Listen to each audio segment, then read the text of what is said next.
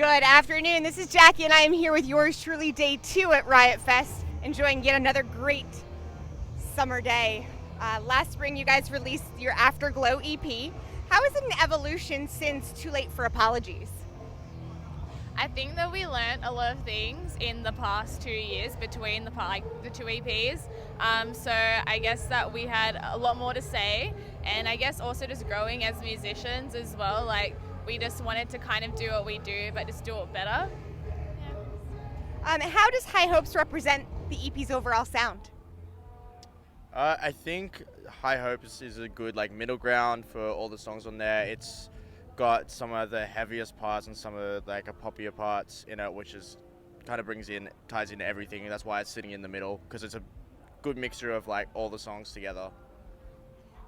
Plans for a full length coming up?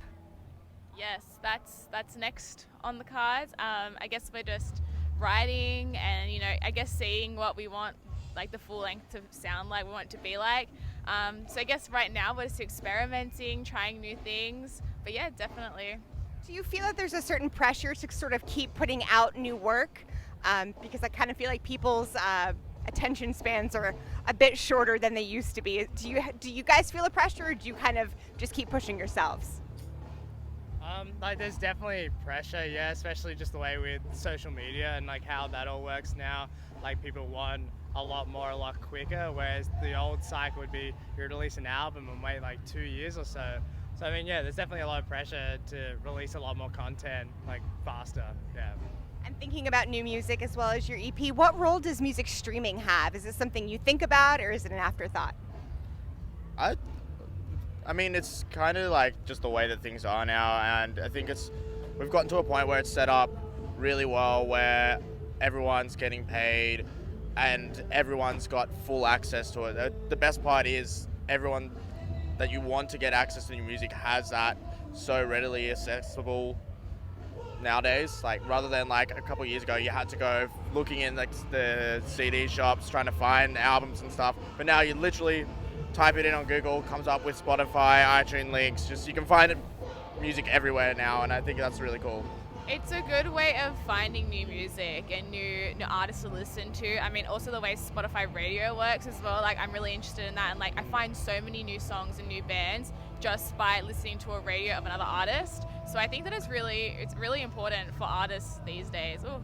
It's a bee! It's the one thing that's stops anyone from being remotely tough at a punk show. Yeah. Shit, it's a bee! Run! I'd rather a bee than a wasp, though. Very true.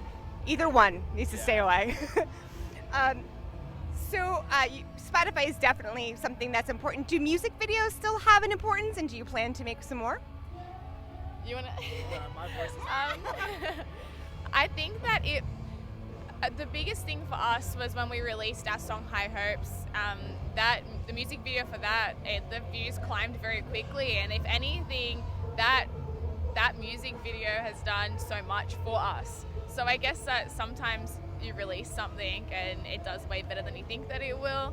So I think it definitely, having that visual content is still really important.